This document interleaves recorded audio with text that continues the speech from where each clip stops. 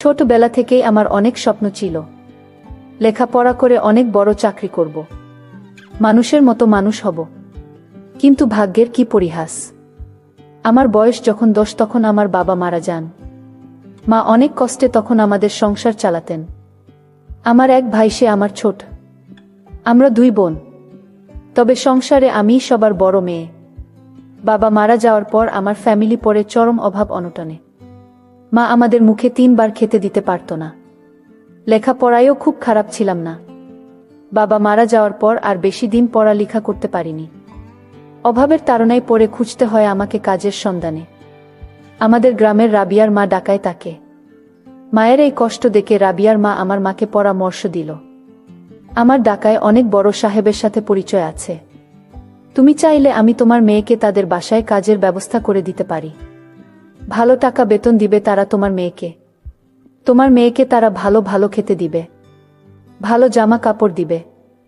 অভাব অনটনের সংসার আর কত কষ্ট করব।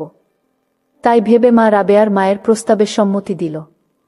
রাবিয়ার মায়ের প্রস্তাব পেয়ে মা আমাকে বড় লোক সাহেবের বাড়িতে কাজের জন্য দিতে রাজি হয়ে গেল। মায়ের কষ্ট দেখে আমিও অন্যের বাসায় কাজের চাকরিতে যাওয়ার জন্য রাজি হয়ে গেলাম। মা বাবা ভাই বোন সবার মুখে হাসি ফুটাতে অন্যের বাসায় কাজের চাকরি করতে আমি রাজি হয়ে গেলাম। তারপর রাবিয়ার মা ঢাকায় সাহেবের সাথে মোবাইল ফোনে কথা বলে দেখল তাদের কোনো কাজের মেয়ে লাগবে কিনা। সাহেব বলল, হ্যাঁ রাবিয়ার মা, আমার ম্যাডাম অসুস্থ, বাসায় রান্না বান্না ঠিক মতো হয় না, ছেলে মেয়েদের খাবার দাবারের খুব অসুবিধা হচ্ছে, একটা কাজে মেয়ে হলে ভালোই হয়। রাবেয়ার মা সাহেবের সাথে ফোনে কথা বলার পর আমার মাকে বলে যে আমি দিলরুবা খানমের কাজের ব্যবস্থা করে ফেলেছি। এখন তোমরা যদি রাজি থাকো তাহলে আমি আগামী শুক্রবার দিলরুবাকে নিয়ে ঢাকা চলে যাবা। তার কাজ দেখে যদি সাহেব পছন্দ করে তাহলে তাকে সাহেব ভালো টাকা বেতন দিবে, ভালো ভালো খেতে দিবে। অবশেষে আমার মা রাবিয়ার মার সাথে ঢাকায় বড় লোক সাহেবের বাসায় কাজের জন্য নিয়ে যেতে দিল। বাড়ি থেকে জীবনের প্রথম ঢাকায় আসলাম। বাড়ির মানুষের স্মৃতি, মা বাবা স্মৃতির কথা স্মরণ করে গাড়িতে বসে অনেক কান্না করলাম। অবশেষে রাবিয়ার মা আমার ঢাকায় একটি বড় বিল্ডিংয়ের 6 তলায় আমাকে নিয়ে এলো, সাহেবের বাসায়। রাবিয়ার মা সাহেবকে আমায় দেখিয়ে বলল, হেলন বাবু, এই দেখুন আপনার বাসায় কাজের মেয়ে নিয়ে এসেছি। মেয়েটি বেশ চঞ্চল, রান্না বান্না থেকে শুরু করে তালা বাসন মাজার সব কাজ পারে। তারপর হেলন বাবু আমার দিকে চেয়ে আমাকে খুব ভালো করে দেখল। হেলন বাবু লোকটি অনেক সুন্দর, হ্যান্ডসাম। প্রথম দিনের আমার দিকে কেমন করে যেন চেয়ে রইলেন। তার চাওয়া দেখে মনে হচ্ছিল অন্য কিছু মতলব আছে লোকটার। আমাকে জিজ্ঞাসা করল, কি নাম তোমার? আমি বললাম, স্যার, আমার নাম দিলরুবা। তারপর সাহেব আমাকে বলল, বাহ বাহ, বেশ সুন্দর নাম তোমার। তামা তুমি কি পারো? আমি বললাম, রান্না বান্না খুব ভালোভাবেই পারি স্যার। তখন সাহেব আমাকে বলল, দিলরুবা, তুমি আমাকে স্যার বলবা না, আমাকে খালুজান বলে ডাকবা। আমি বললাম, আচ্ছা ঠিক আছে। তারপর রাবিয়ার মা আমাকে খালুজানের বাসায় রেখে চলে আসেন। খালুজান একটি কোম্পানির বড় পোস্টে চাকরি করে। শুক্রবার তার সাপ্তাহিক ছুটি। আমি প্রথম দিন থেকেই তাদের বাসায় কাজ শুরু করে দেই। প্রথম দিন তারা আমার কাজ দেখে অনেক খুশি হলেন। খালুজান আমার কাজ দেখে অনেক প্রশংসা করলেন। পরের দিন খালুজান আমার জন্য কিছু ভালো ভালো জামা কাপড় মার্কেট থেকে কিনে আসলেন। আমি এরকম জামা কাপড় আর কোনোদিন পরি নাই, মনে হচ্ছিল বেশ ছোট ছোট জামা কাপড়। আমি বললাম, খালুজান, এরকম ধরনের ছোট ছোট জামা কাপড় আমি পরতে পারবো না, আমার লজ্জা লাগে। আমি গ্রামে থেকে বড় হয়েছি, গ্রামে বড় বড় জামা কাপড় পরেছি, তাই এরকম ধরনের জামা কাপড় পরলে আমার কাছে কেমন কেমন জানি লাগে। খালুজান বলল, আরে মা, একটু স্মার্ট হওয়ার চেষ্টা করো। তুমি আমার বাসায় থাকো, আমার বাসার কাজের মেয়েরাও আমার মেয়ের মতোই, তাই তোমাকে আরও স্মার্ট এবং সুন্দর হয়ে থাকতে হবে। সব সময় পরিষ্কার পরিচ্ছন্ন হয়ে থাকতে হবে। আমি পরিষ্কার পরিচ্ছন্ন এবং স্মার্টনেসকে পছন্দ করি। আর শোনো দিলরুবা, আমার বাসায় প্রতিদিন ভালো ভালো গেস্ট আসে, উচ্চমানের গেস্ট। তাদের সামনে তুমি সব সময় সাজগোজ করে থাকবা, কারণ তোমাকে তো আমরা কাজের মেয়ে মনে করি নাই, তোমাকে আমরা নিজের মেয়ের মতোই মনে করি। ঠিক আছে মা। আমি বললাম আচ্ছা খালুজান। তারপর খালুজান আমাকে বলল, যাও দিলরুবা, মা তুমি এই জামা কাপড়গুলো পরে আসো, আমি তোমাকে দেখব। তোমাকে কেমন লাগে? এই জামা কাপড়গুলো আমার অনেক পছন্দের কিনা। তারপর আমি খালুজানের কথা রক্ষা করতে আমি এই ছোট ছোট জামা কাপড়গুলো পরে নিলাম, এবং আমার কাছে খুব ভালোই লেগেছিল, কারণ এরকম ধরনের দামি আর নতুন জামা কাপড় আমি কখনো কিনি নাই। জামা কাপড়গুলো পরে যখন খালুজানের সামনে আসলাম, তখন খালুজান আমার দিকে এমনভাবে তাকালো, মনে হলো যেন খালুজানের চোখে আমি এক স্বপ্ন সারথি, স্বপ্নের অপ্সরা। তারপর খালুজানের এমন চাওয়া দেখে আমি বললাম, খালুজান আপনি আমার দিকে এমনভাবে তাকিয়ে আছেন কেন? আমাকে কি আপনি নতুন দেখছেন নাকি? তারপর খালুজান বলল, না মা, তোমাকে নতুন দেখছি না, দেখছি তোমাকে কত সুন্দর লাগছে। তুমি কত সুন্দর একটা মেয়ে। তুমি যদি পড়ালেখা করতে পারতে, তাহলে ভবিষ্যতে বড় কিছু হতে পারতে। আমি বললাম, খালুজান আমার পড়ালেখার খুবই ইচ্ছা ছিল। আমি ভবিষ্যতে পড়ালেখা করে বড় কিছু হওয়ার স্বপ্ন ছিল, কিন্তু হঠাৎ করে আমার বাবা মারা যাওয়ায় আমার স্বপ্ন দুঃস্বপ্ন হয়ে গেল। তারপর খালুজান আমাকে বলল, আচ্ছা দিলরুবা, তুমি কি পড়ালেখা করবে? আমি যদি তোমাকে স্কুলে ভর্তি করে দেই, আমার বাসার টুকিটাকি কাজ যেগুলা করবে, আর বাকি অবসর সময় পড়ালেখা করবে, পারবে তো সব কিছু সামলাতে? আমি বললাম, খালুজান জি অবশ্যই পারব, আপনি যদি আমায় একটু হেল্প করেন। প্রথম প্রথম খালুজানকে তো ভালোই মনে হলো। কিছুক্ষণ ভেবে আমি আরও বললাম, খালুজান পড়ালেখা করলে তো অনেক টাকা লাগবে, আমি এত টাকা পাবো কোথায়? খালুজান বলল, দিলরুবা তুমি টাকার চিন্তা করো না, আমি তোমাকে সব কিছু দিব, তুমি শুধু আমাকে একটু একটু বলেই খালুজান থেমে গেলা। আমি বললাম, খালুজান একটু কি? তারপর খালুজান চুপসে গেল। খালুজান কি যেন ভাবতে লাগল, মনে মনে অনেক ভেবে হঠাৎ করে কোনো এক কাজের কথা বলে চলে গেল। আমি বুঝতেই পারলাম না খালুজান একটু দ্বারা আমাকে কি বোঝাতে চেয়েছিল। সেই রাতে আমি যখন আমার রুমে ঘুমিয়েছিলাম, আধ ঘুমের মধ্যে হঠাৎ আমি অনুভব করি রাতের অন্ধকারে কেউ আমার রুমে প্রবেশ করে আমার সাথে কিছু একটা করার চেষ্টা করছে।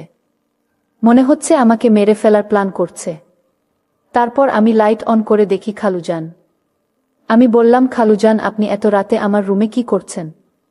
খালুজান বলল, না, কিসের যেন একটা শব্দ পেলাম, তাই আমি ভাবলাম আমাদের বাসায় নাকি চোর ঢুকেছে। চোর মনে করে আমি তোমার এখানে আসলাম, কিন্তু এখানে এসে দেখি কিছু নেই। আচ্ছা ঠিক আছে, আমি চলে যাই, তুমি ঘুমাও। পরের দিন খালুজান আবার আমার জন্য একটি স্বর্ণের আংটি এনে আমাকে বলল, দিলরুবা চোখ বন্ধ করো, তোমার জন্য একটা পুরস্কার আছে। আমি বললাম, খালুজান কি এমন জিনিস এনেছেন আমার জন্য? তাও আবার আমার চোখ বন্ধ করতে হবে? ওমা, চোখ খুলে দেখি চকচকা স্বর্ণের একটি চেইন। আমি স্বর্ণের চেইনটি দেখে অনেক আনন্দে নাচতে শুরু করলাম, আর খালুজান আমার নাচার দৃশ্য খুব ভালোভাবে দেখতে লাগলেন। দেখতে দেখতে এভাবে কেটে গেল একটি মাস। তারপর খালুজান আমাকে একটি স্কুলে ভর্তি করে দিল। আমি যদিও ক্লাস করতে পারতাম না, কারণ ক্লাস করলে বাসায় কাজ করবে কে? খালুজান বলল, পরীক্ষার সময় পরীক্ষা দিবা, আর বাসায় মনোযোগ দিয়ে পড়াশোনা করবা। এইভাবে চলতে লাগলো আমার জীবন। হঠাৎ রাত 12টার সময় খালুজান আমাকে তার রুমে ডেকে নিয়ে বলল, দিলরুবা, তোমার সাথে আমার কিছু কথা ছিল, খুবই গুরুত্বপূর্ণ কথা। এখন কথাটা যে কিভাবে আমি বলবো তা আমি বুঝতে পারছি না। জানি না এই কথাটা বলার পর তুমি আমাকে কেমন ভাবো। আমি বললাম, খালুজান আপনি নিঃসন্দেহে বলেন, আমি আপনার সকল কথা রাখার চেষ্টা করব।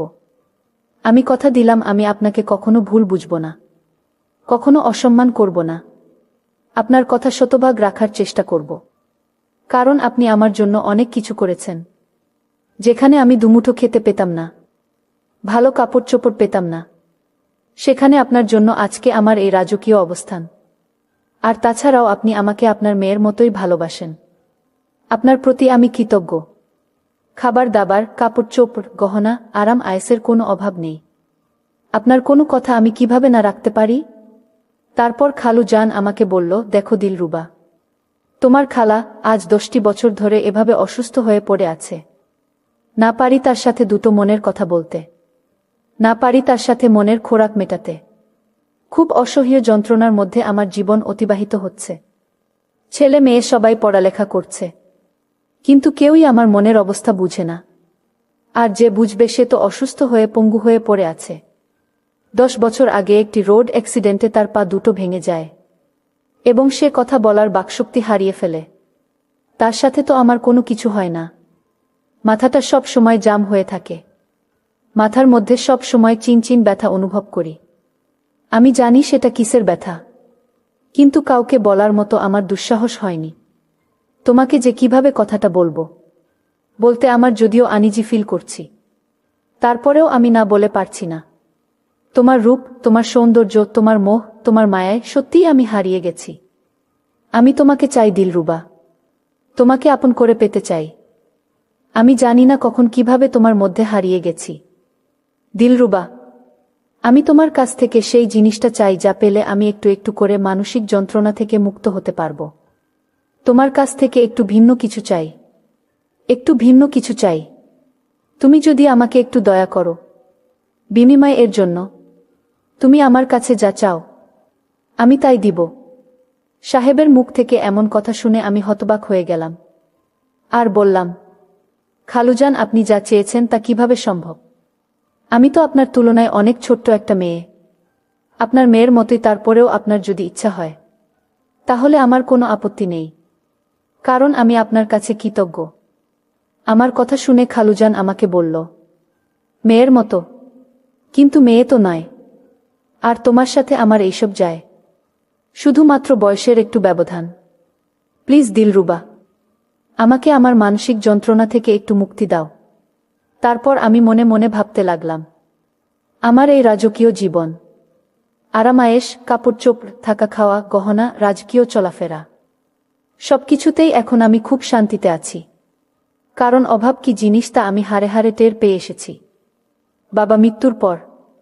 তাই মনে মনে ভাবতে লাগলাম, যদি খালু জানের প্রস্তাবে আমি রাজি না হই তাহলে তো আমার সবকিছু বন্ধ হয়ে যাবে। আবার আমাকে কষ্ট করতে হবে, না খেয়ে থাকতে হবে। তার চেয়ে বরং আমি রাজি হয়ে যাই। এসব কিছু ভেবেই আমি খালু জানের সাথে তার মানসিক যন্ত্রণা নিবারণের জন্য কাজ করতে রাজি হয়ে গেলাম। আমি বললাম, খালুজান, যে লীলা সম্পূর্ণ ছিল আইন, ধর্ম, বর্ণ বহির্ভূত। বন্ধুরা, পরিশেষে আমি প্রায় দীর্ঘ 2টি বছর পর আমার ভুল বুঝতে পেরেছিলাম, কিন্তু তখন বুঝলে তো আর কোনো কাজ হবে না। আমার জীবনে আমি যা হারাবার তা হারিয়ে ফেলেছিলাম। আমি তাকে অনেক বিশ্বাস করেছিলাম, আর সে বিশ্বাসের ফলেই সে আমাকে এক প্রকার ইমোশনাল ব্ল্যাকমেইল করে আমার জীবনের সবচেয়ে দামি সম্পদটাকে কেড়ে নিয়েছিল। তারপর বন্ধুরা, ওইখান থেকে আমি একেবারেই কাজ ছেড়ে চলে আসলাম। অতীতের কথা চিন্তা হলে আমার মনে খুব কষ্ট হয়। খুব অতীতের সেই বেদনাদায়ক দৃশ্যগুলো আমাকে খুব পীড়া দেয়। প্রিয় বন্ধুরা, পরিশেষে তোমাদেরকে আমি একটি কথাই বলবো, তোমাদের চলার পথে তোমাদের অনেক লোকের সাথে বিভিন্ন ধরনের সম্পর্ক হতে পারে, কিন্তু কাউকে তোমরা মন থেকে বিশ্বাস করে তাদের মিষ্টি মিষ্টি কথায় এমন কিছু দিও না যার জন্য তোমাদের সারাটি জীবন অনুশোচনা করতে হয়। আর সবাইকে অন্ধের মতো বিশ্বাস করা ঠিক না। আর যদিও তোমরা বিশ্বাস করে থাকো তাহলে তোমাদেরকে সারা জীবনের মাসুল দিতে হবে। বন্ধুরা, আজকে এই পর্যন্তই। আবারও আসবো তোমাদের মধ্যে নতুন কোনো ভিডিও নিয়ে। ভিডিওটি যদি তোমাদের ভালো লাগে তাহলে একটি লাইক দাও।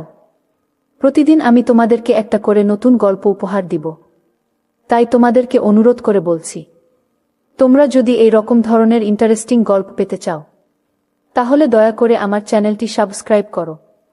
পরিশেষে তোমাদের সকলের সুস্বাস্থ্য কামনা করি। ভিডিওটি দেখার জন্য তোমাদের সকলকে অসংখ্য ধন্যবাদ।